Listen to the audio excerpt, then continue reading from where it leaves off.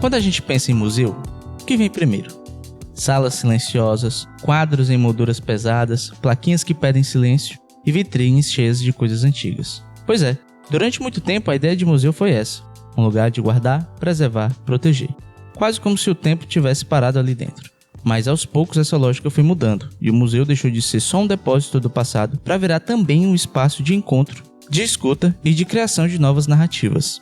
Quando a gente pergunta o que é um museu, talvez a gente também esteja perguntando desde quando isso existe. Porque a verdade é que a ideia de guardar coisas e dar sentido a elas é bem mais antiga do que a palavra museu.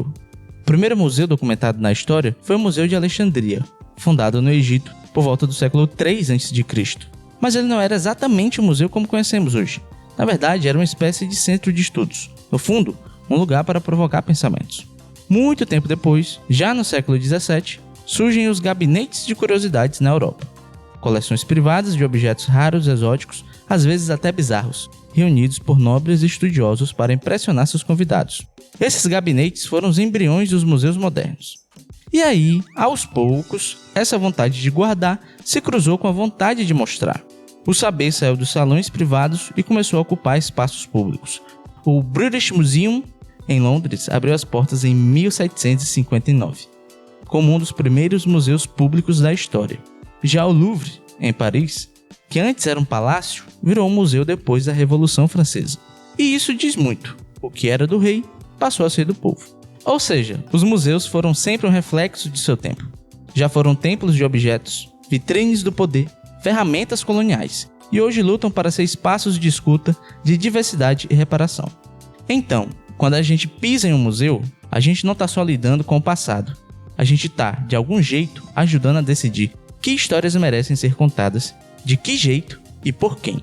E é com esse sentimento de contar histórias que nasce o MAUC, o Museu de Arte da Universidade Federal do Ceará, que vem cumprindo seu papel há 64 anos, sendo o primeiro museu de arte do Ceará. E para saber mais sobre essa instituição, por que não conversar mais com alguém que vivencia ele por dentro e também por fora?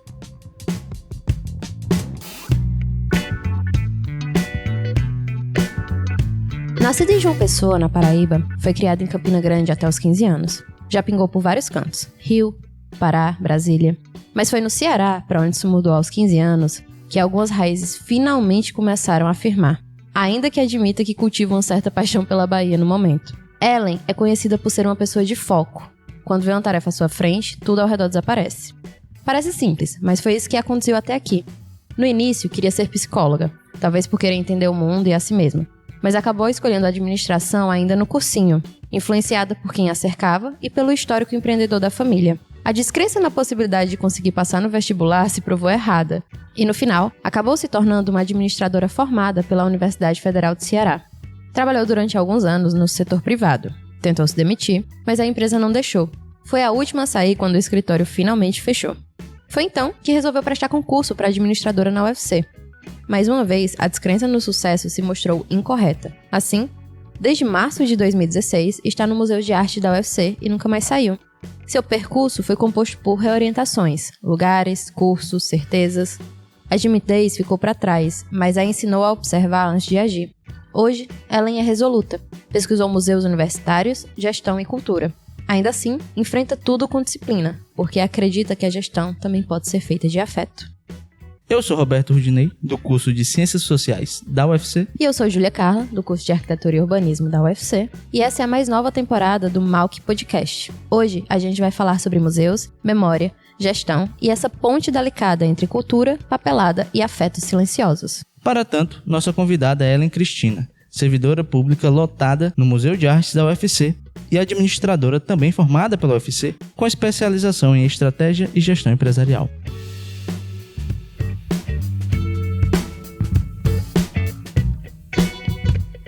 Primeiro de tudo, Ellen, a gente queria te agradecer e muito por ser nossa primeira convidada aqui nessa temporada do MAUC Podcast. Agradecer a disponibilidade, a atenção e a gente espera que seja um papo tranquilo, né? Que dê tudo certo. Estamos entre amigos, vamos colocar assim. Tá tudo bem, tá tudo sob controle aqui. Eu que agradeço a vocês pelo convite.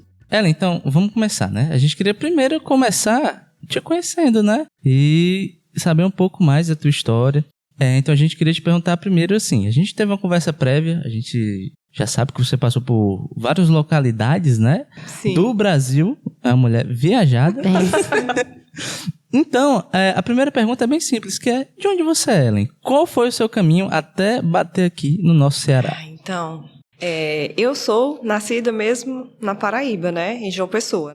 Nasci lá, por um acaso, né? Como a gente conversou antes, porque a minha mãe resolveu viajar, grávida, né? Já prestes a me ter. Então, eu nasci lá, mas a minha mãe morava em Campina Grande. Passei grande parte da minha vida lá, em Campina Grande, na Paraíba.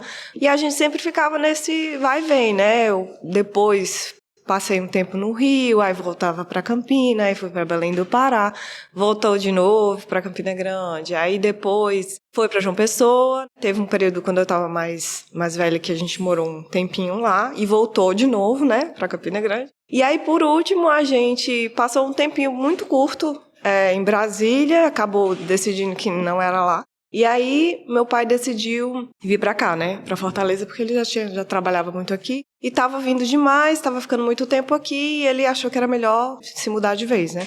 E aí pronto, aí não voltamos mais. Aí Campina Grande não conseguiu mais nos trazer de volta. E aí, eu tô aqui desde, acho que quando eu tinha 15 anos. Desde os 15 anos eu resido aqui em Fortaleza. Então, você se considera cearense já?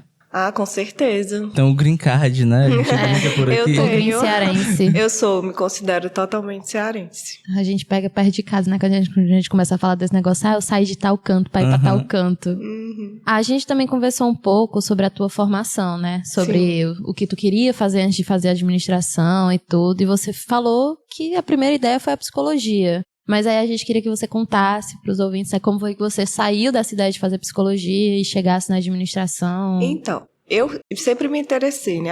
Achava muito interessante a área de psicologia. E quando foi se aproximando do final do ensino médio, e a gente começava a discutir sobre o que a gente ia fazer, a minha primeira opção foi psicologia. Só que aí eu não passei nesse vestibular na primeira tentativa, e aí depois fui para cursinhos, né? Fiquei tentando estudar para os outros.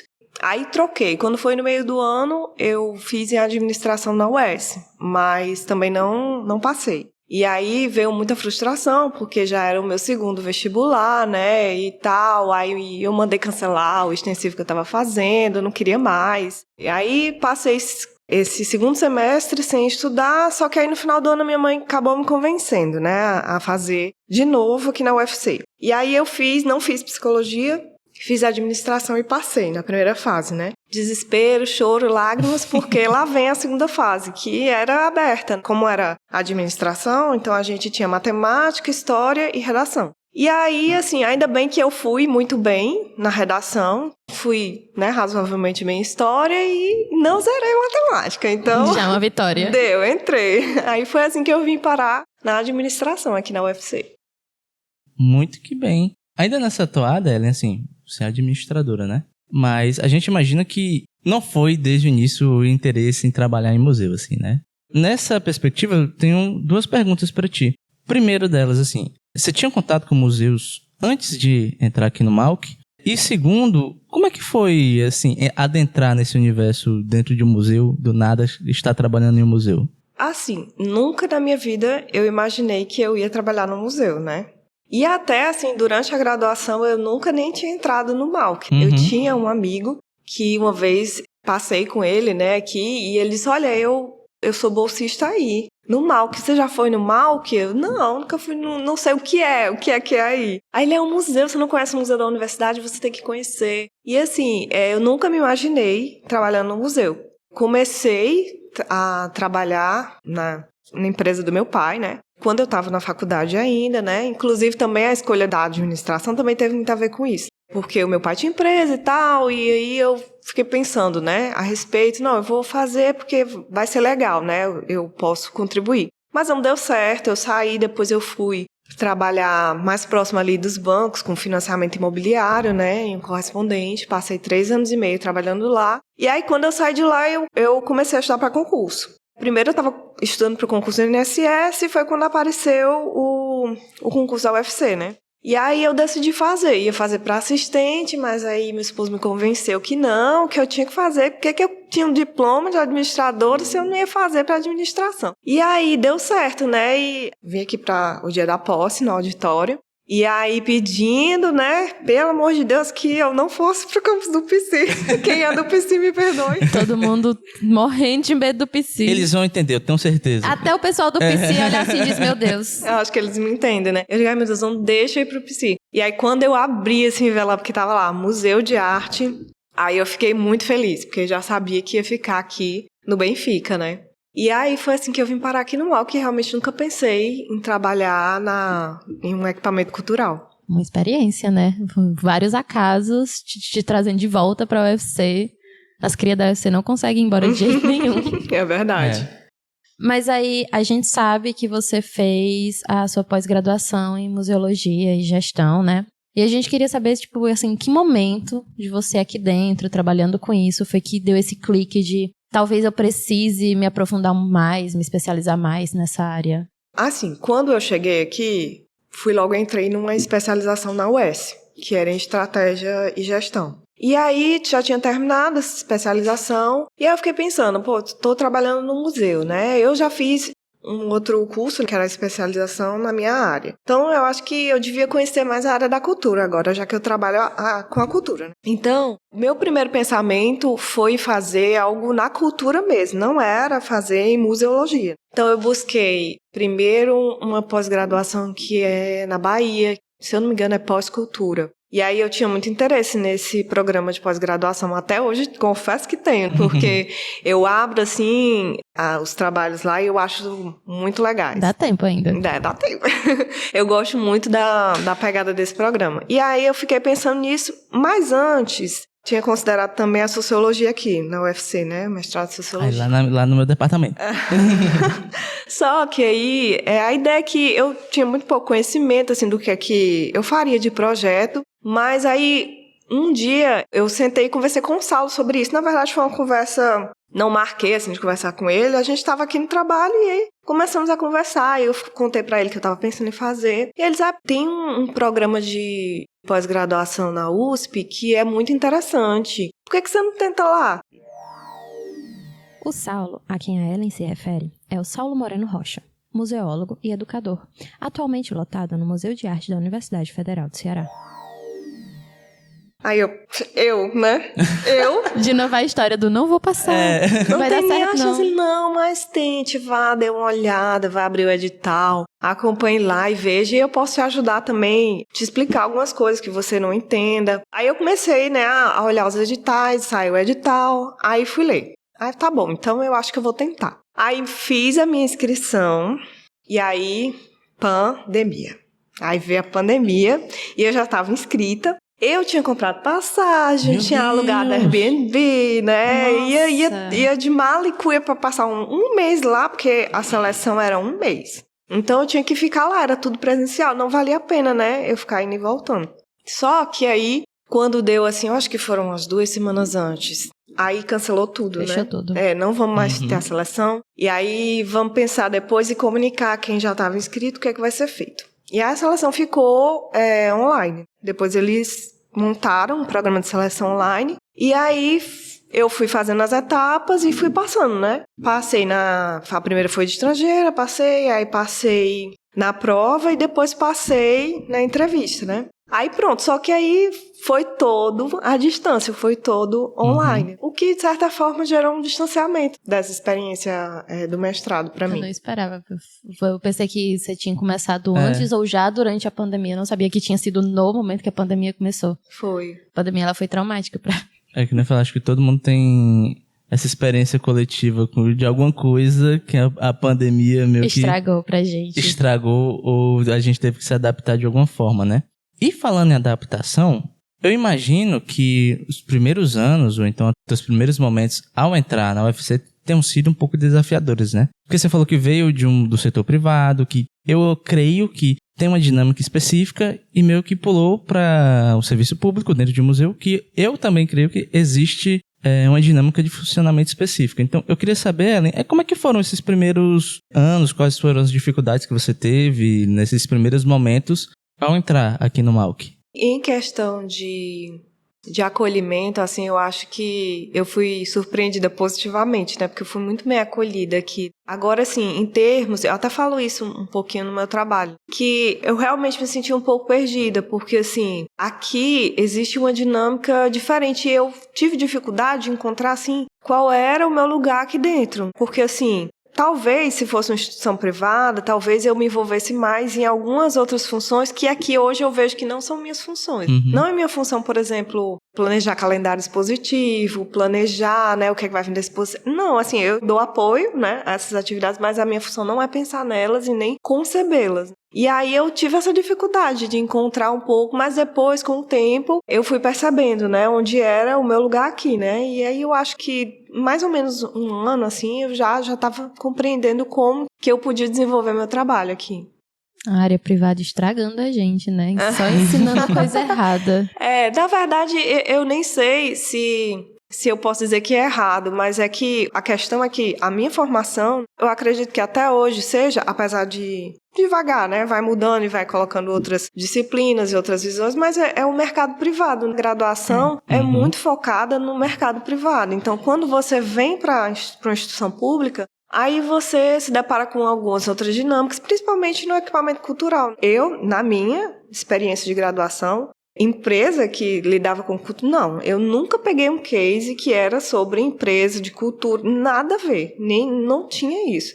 Então, assim, quando eu cheguei aqui, nesse sentido, eu cheguei muito sem nenhuma bagagem da universidade. Eu tinha muito mais conhecimento sobre estruturas privadas do que públicas. Daí uma coisa que eu não imaginava, né? Que não existisse esse preparo da administração para lidar com um evento, equipamento cultural, porque a gente tem uma fomentação muito grande aqui no Nordeste, principalmente. Sim, na verdade, como eu mencionei, né? Eu nem sei se hoje a gente pode afirmar isso, né? Porque eu acho até que tem uma parceria aqui com a UFC de uma pós-graduação que é na cultura. Então, eu acho que hoje já está um pouco mais, mas na minha época não, né? Eu acho que só quem buscava algo específico, quem ia atrás de algum curso, alguma formação que tivesse esse foco é que ia conseguir esse conhecimento. Você mencionou a sua pesquisa, né? Só um aviso rápido. A gente falou várias vezes da tese da Ellen, mas em nenhum momento lembramos de falar o nome do trabalho dela, que no caso vem a ser Gestão de Museus Universitários, um estudo a partir do caso do Museu de Arte da Universidade Federal do Ceará. Você relatou isso, a gente queria saber um pouco sobre esse percurso, né, que você foi trilhando. Quais são as contribuições que você acha que ela trouxe no campo da museologia? Porque, tipo assim, na sua pesquisa você fala muito especificamente do MAUC, você fala muito sobre a sua experiência aqui, sobre a história da casa, né? Tu acha que, tipo assim, tu conseguiu desenvolver, acrescentar muita coisa durante esse estudo? Eu penso assim, durante a pesquisa, eu consultei muitos trabalhos, né, acadêmicos, que falavam sobre o museu universitário específico, que era o que eu estava estudando. E aí eu quis compreender, escrever sobre isso, também colocando um pouco da minha experiência aqui, né? Então eu tentei pegar um pouco também do que eu via, que as pessoas falavam dos museus universitários e tentava comparar um pouco com a nossa experiência aqui. Em relação ao MAUC, né, eu acho que essa questão de colocar ali a história de gestão do MAUC, né, esse histórico, como é que se desencadeava, as estruturas aqui de funcionários, como é que era. Então, eu acho assim que uma contribuição que eu acho é esse compilado, né, essa organização dessas informações, porque elas sempre existiram aqui, mas não com essa organização. Eu sei que tem outros trabalhos sobre o MAUC, né, inclusive tese, trabalho que é um trabalho que é mais extenso, mas não era o foco dele, assim, falar sobre a gestão e os ciclos de gestão do MAUC. Então, eu acho que essa é uma contribuição importante, porque agora as pessoas partem daí, né, assim, você já pode enveredar por outros caminhos para pesquisar sobre o MAUC, porque de certa forma você já tem aquilo um pouco organizado. É uma questão de logística, né, de administrativo mesmo. Sim.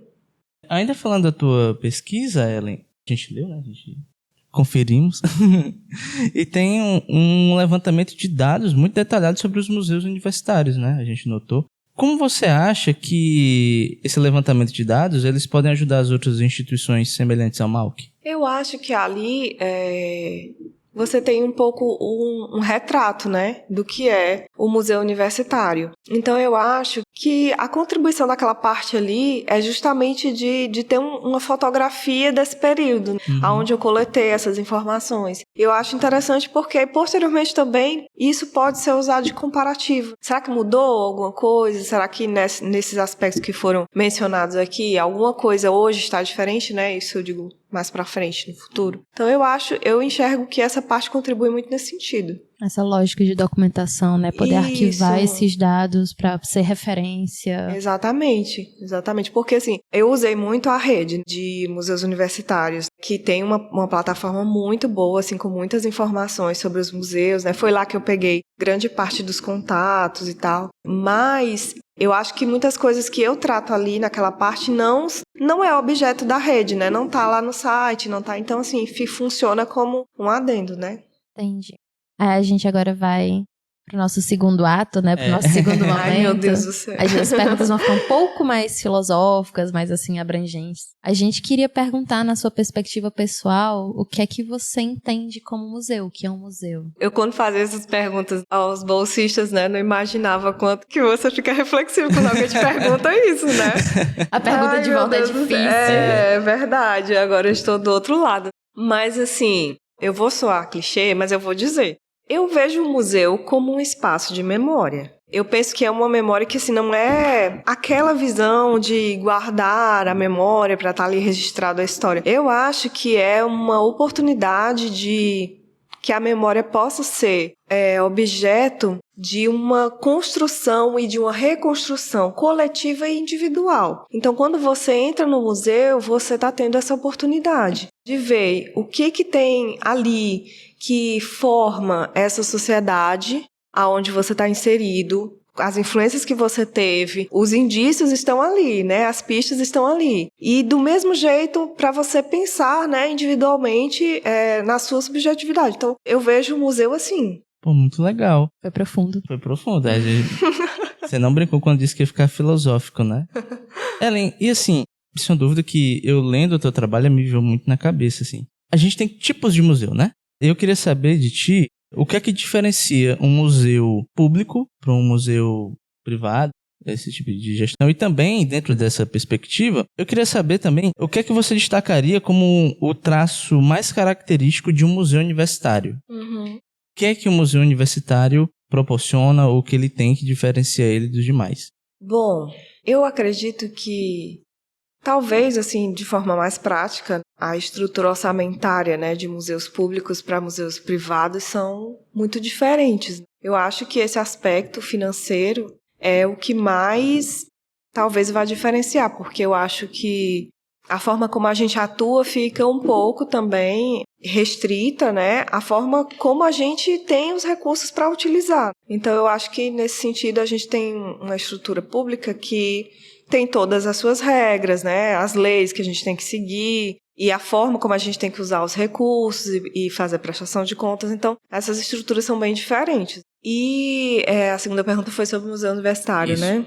Então, assim, o que é que caracteriza isso, o museu universitário? Isso. Eu vou dizer o que eu vi muitos nos trabalhos que eu li, que é verdade mesmo, que é a grande multiplicidade, a característica dele é a diversidade. Então, assim, você não pode dizer, o museu universitário é o museu que é assim. Não. Vão existir museus que são ligados a reitorias, que são ligados a pró-reitorias, como é aqui. As secretarias, que são ligadas, na verdade, a centros de cultura dentro da universidade. Alguns são ligados à extensão. Aí, alguns têm acervo, outros não têm. Uns são de arte, outros são de ciência. Então, assim, é muito diverso, assim. Eu acho que essa é a característica principal do museu universitário. Ele é o que tem mais flexibilidade para se tornar o que ele precisa, né? Eu não sei se eu diria flexibilidade, mas eu acho que é pelo próprio local onde ele está, que é um local de conhecimento, de geração de conhecimento, ele vai se vinculando a esses núcleos de produção de conhecimento, que são diferentes, porque a universidade é isso. É um mundo de áreas e de cursos e de estudos que são diferentes, têm suas peculiaridades. Eu acho que em cada núcleo desse vai sendo gerado, né, essa vontade de preservação de algo que o museu consegue fazer isso para aquela área. Sim, perfeito. Eu acho que você respondeu a próxima pergunta que eu ia fazer. Então eu vou para a próxima, que é a gente sabe que os museus universitários, eles enfrentam alguns desafios, né? A gente entende isso, principalmente dentro da própria instituição pública. A gente sabe que nós temos muitos problemas, nós temos muitas dificuldades para conseguir o que a gente precisa, o que a gente quer. E a gente queria entender um pouco o que torna a gestão de um museu universitário mais trabalhosa do que uma gestão de algum outro tipo de museu, seja ele privado, público. Você acha que é mais difícil, é mais desafiador? Eu acho que, assim, a gestão de equipamentos culturais é naturalmente desafiadora, porque nós não somos prioridade, assim, é a minha visão. Nós não somos colocados como prioridade onde nós estamos. Eu não estou falando só da universidade, né? Não é assim que a cultura é vista, né? Então, eu acho que o desafio também do museu universitário é fazer esse tripé, né, da universidade, que é o ensino, a pesquisa e extensão.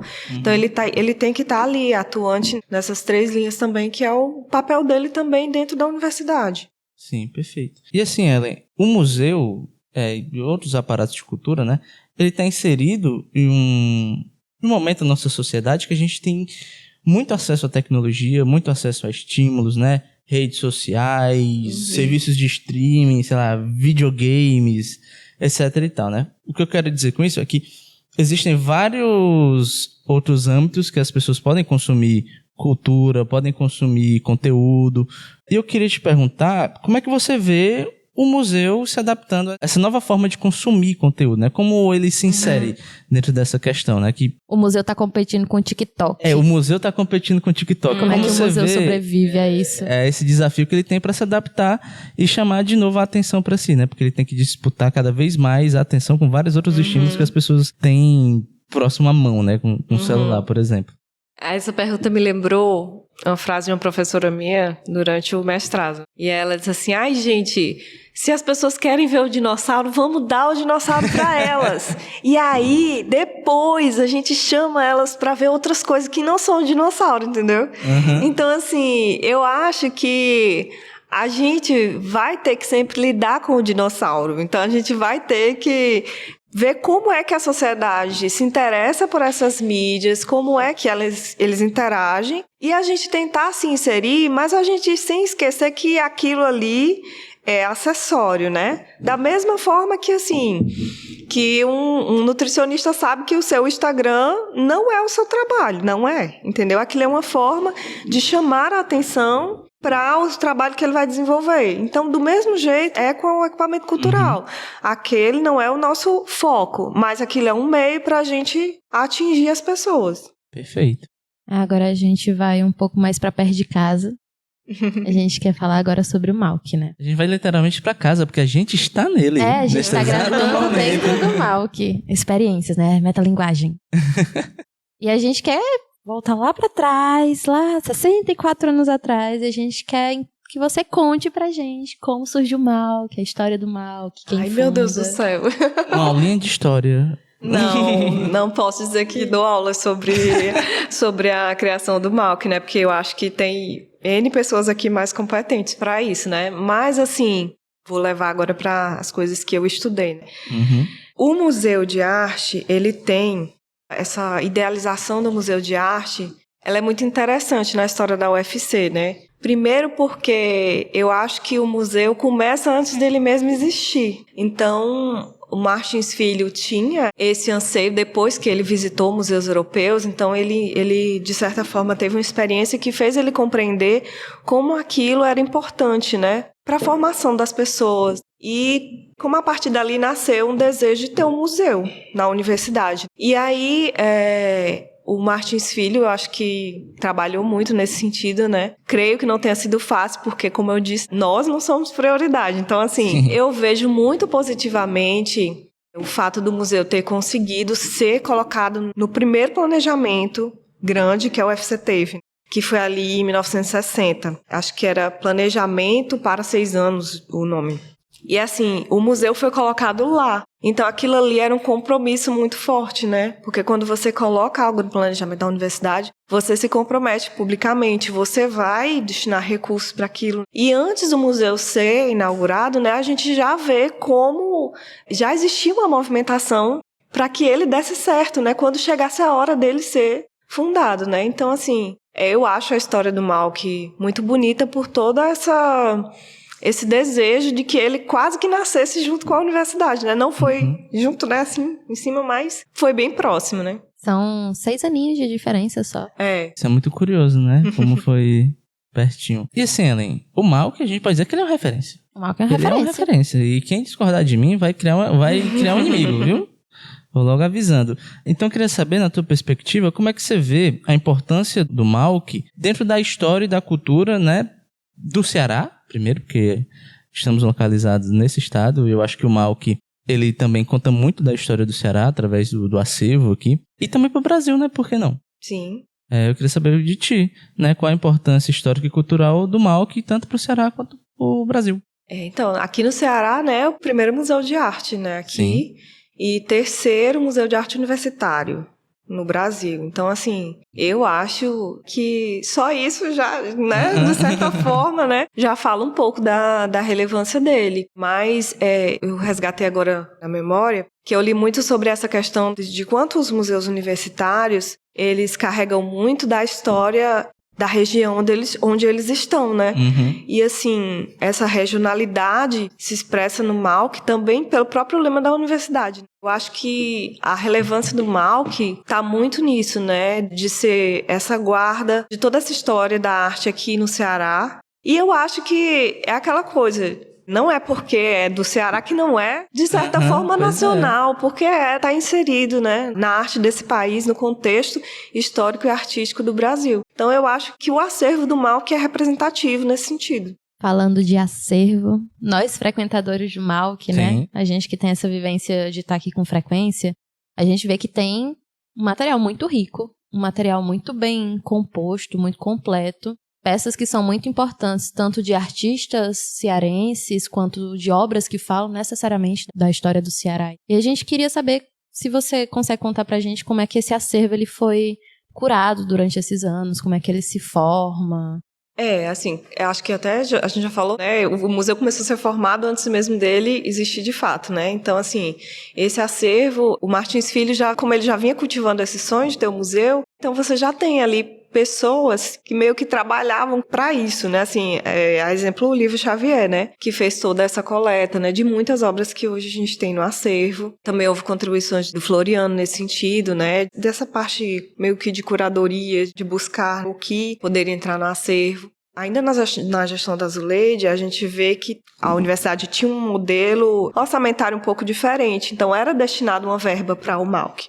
Em muitos processos eu vi, né, assim, as defesas de aquisição de obras, você consegue ver lá, né, a Zuleide colocando nos ofícios, porque era importante adquirir aquela obra e tal. Aí depois a gente sai um pouco desse sistema e vai muito para a doação, porque justamente por essa mudança, né, de estruturas financeiras dentro da universidade, como o orçamento funciona. E, assim, hoje a gente não tem, então a gente está muito ligado à doação de acervo. Mas eu acredito, assim, que essa formação do acervo do Malk tem uma coisa muito interessante, que são essas pessoas que se envolvem muito com o interesse em que esse acervo seja formado. E aí esqueci de mencionar, mas não pode deixar de mencionar o Gilmar, né?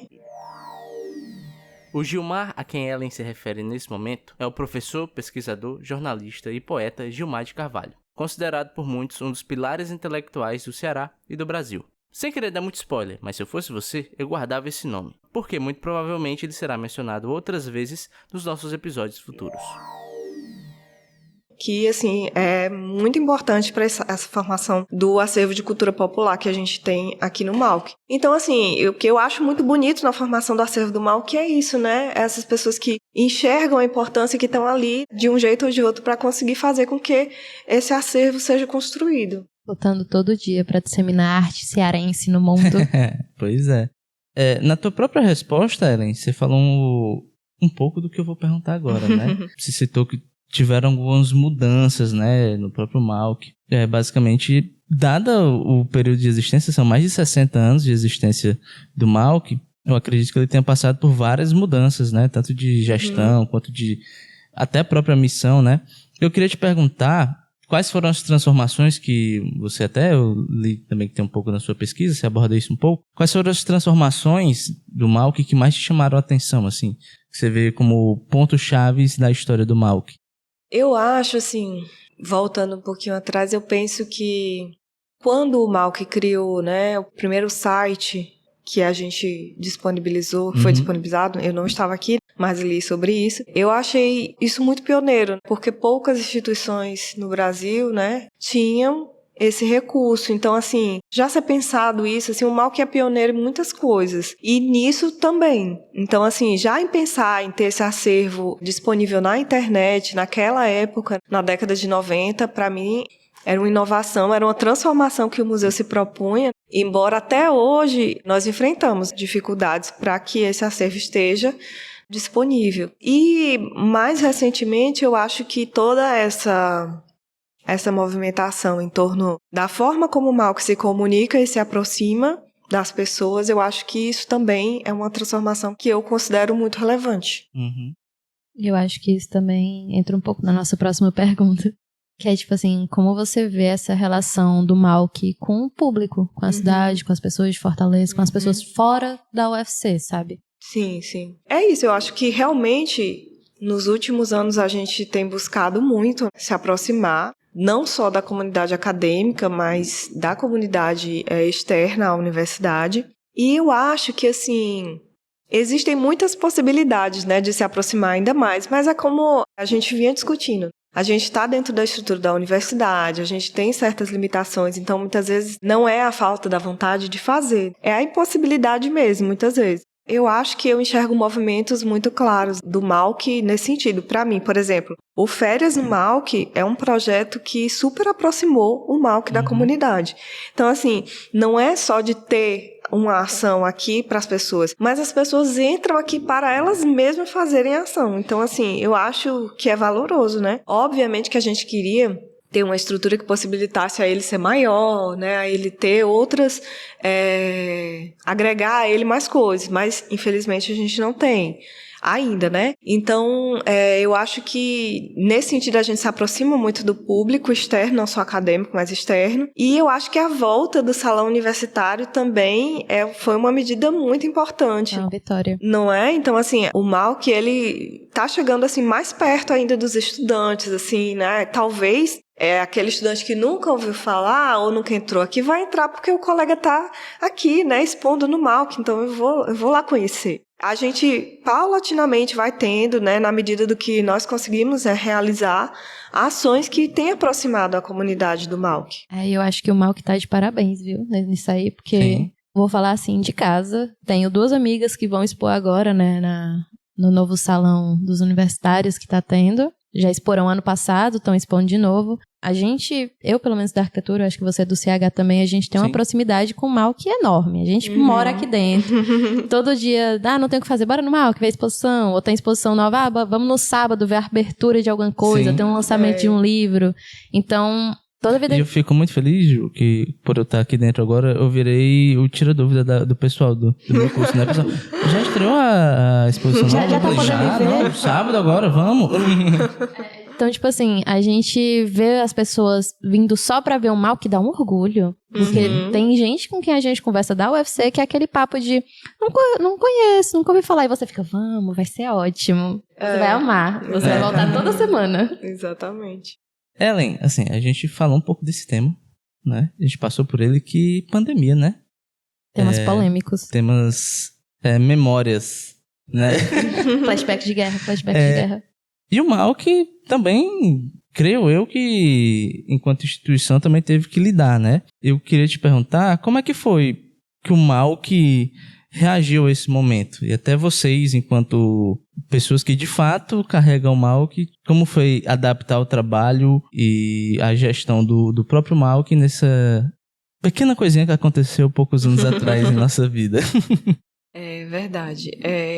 Eu acho que de reconhecer a grande capacidade da equipe do Malk, que a equipe do Malk teve, de adaptar a atuação do Malk nesses tempos, né? Não só da gestão e da equipe, dessas duas frentes, porque eu acho que muitos museus, um pouco que paralisaram, né? Assim, nossa, e agora, né? Como vai ser? Porque o museu é essencialmente presencial. Você quer vir na exposição, você quer apreciar as obras. Então, assim, eu acho que na medida do possível e até quase do impossível, o Malc conseguiu construir muitas estratégias para não se distanciar do público. É tanto que muita gente chegou nesse momento no Malc. E aí, depois é que veio, né, visitar o museu. Então, assim, houve um esforço muito grande para que a gente não fosse meio que apagado, assim, né? As pessoas esquecessem um pouco. E eu acho que teve muita atividade que a gente fez online, que teve muita adesão. Aí, depois disso também, a gente acabou desenvolvendo outras coisas online, porque a gente acabou se acostumando com o formato online, que a gente quase não fazia nada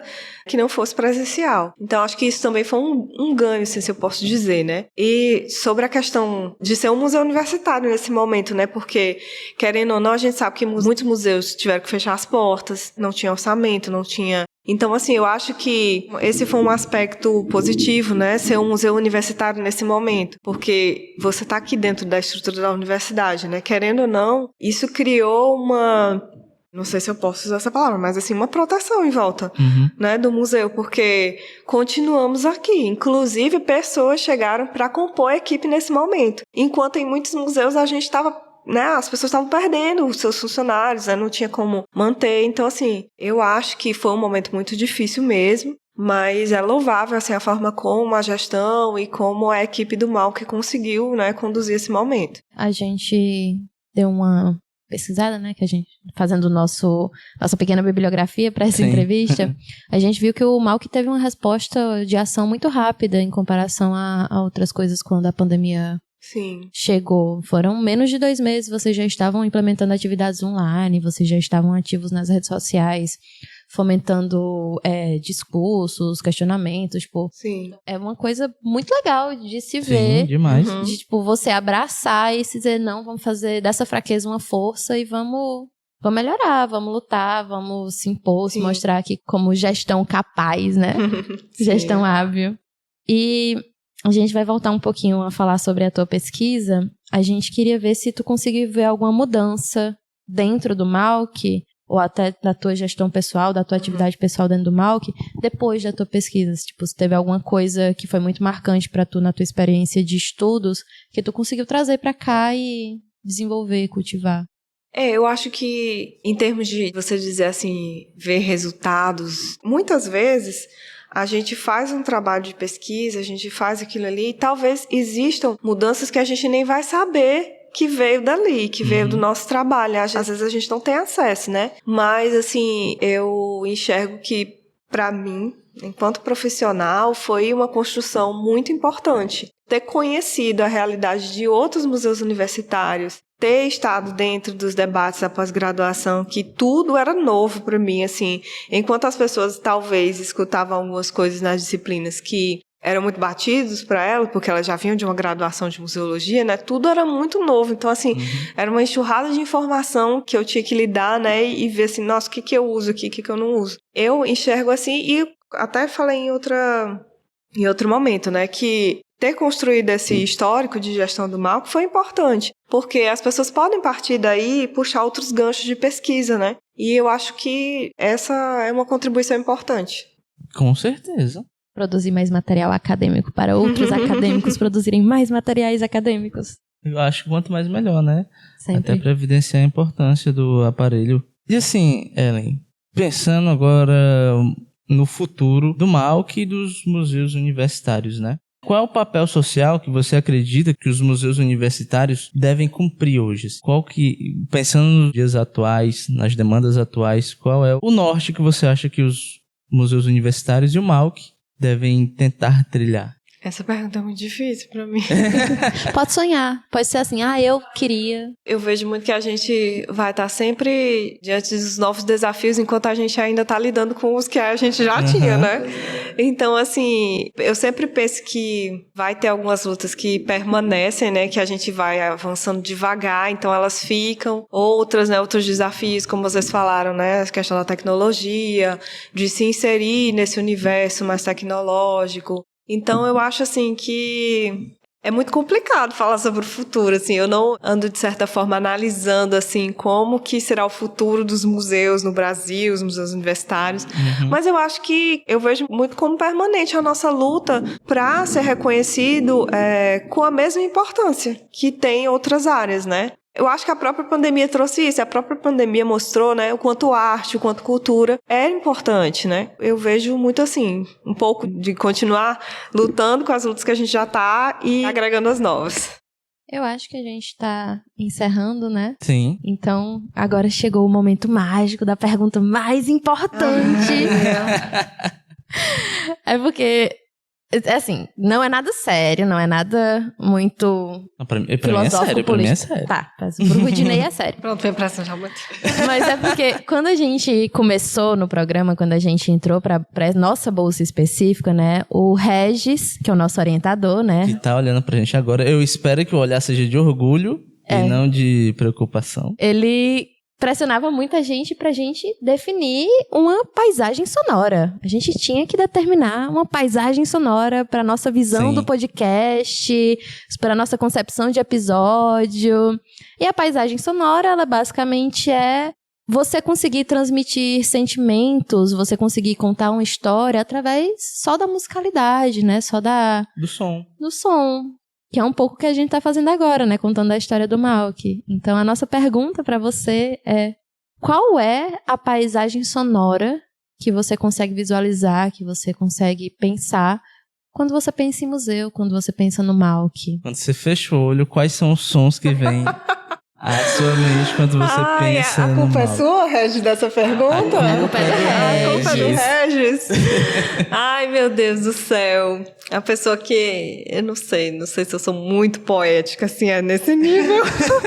Pode ser um forró, tá tudo bem. Então, É. assim, eu vou ser sincera. Quando eu penso em museu, eu não penso em uma música. Eu penso em silêncio, em reflexão. É o que vem na minha cabeça. Mas, assim, se eu fosse falar, por exemplo, do Malk, né, eu acho que até está sendo um pouco contradizendo, né, o que eu falei. Mas, assim, aqui no Malk, a gente tem um misto de barulhos, né, o tempo todo. Sim. Então, assim, às vezes a gente está em completo silêncio naquela administração, às vezes a gente está trabalhando, escutando música clássica lá no fundo, porque o pessoal tá tocando lá no Música no Malk. Às vezes tem o Casa Caiada, às vezes é o pessoal da professora Juliana cantando. Aí, às vezes, é o colega que tá conversando um assunto aqui, aí começa a rir. Então, assim, eu acho que, nesse sentido, o Malk realmente é bem movimentado, assim, né? É musical, é um museu muito musical, né? Mas, assim, quando eu penso, se eu fosse pensar individualmente, sem puxar essa experiência de trabalho que eu tenho aqui, eu pensaria mais na reflexão, no silêncio, né? Eu pensaria nisso, mas... acho que não foi muito legal. Não, foi Não, foi maravilhoso. ótimo. Eu acho que você descreveu... Silêncio. Não, o museu, de uma forma geral, né, realmente o silêncio, eu acho que é a expectativa da maioria das pessoas. Mas se você falar do Malk, a música clássica, o pessoal conversando e rindo, eu acho que isso é uma vivência que transmite uma paisagem sonora muito boa, porque essa é o som que o Malk gera, né? A vida que o Malk tem. Adicionar também as crianças quando vem pra visita, porque a gente escuta elas rindo e correndo o tempo todo. Eu acho que é isso. Pois é isso que a gente tinha. Te alugamos por esse tempo, né? Muito obrigada. A gente queria te por agradecer topar. mais uma vez, foi maravilhoso. Eu espero que tenha sido divertido pra você também, porque pra mim foi maravilhoso. Foi muito agradável, eu agradeço também o convite de vocês. Eu confesso que eu gelei quando veio essa ideia, o Regis veio falar comigo, porque eu sou muito assim de ficar na minha, né, de não falar muito e tal, mas foi uma experiência muito boa, eu gostei bastante. E... Podemos chamar pra um segundo episódio? Vamos pensar, né? Vamos com calma, né? Vamos com calma e elogiar vocês também, né, que conduziram muito bem. Aí eu fico tímido. não pode elogiar, não. Então é isso, Ellen. Muito obrigada. Muito obrigado. Nada, que eu agradeço.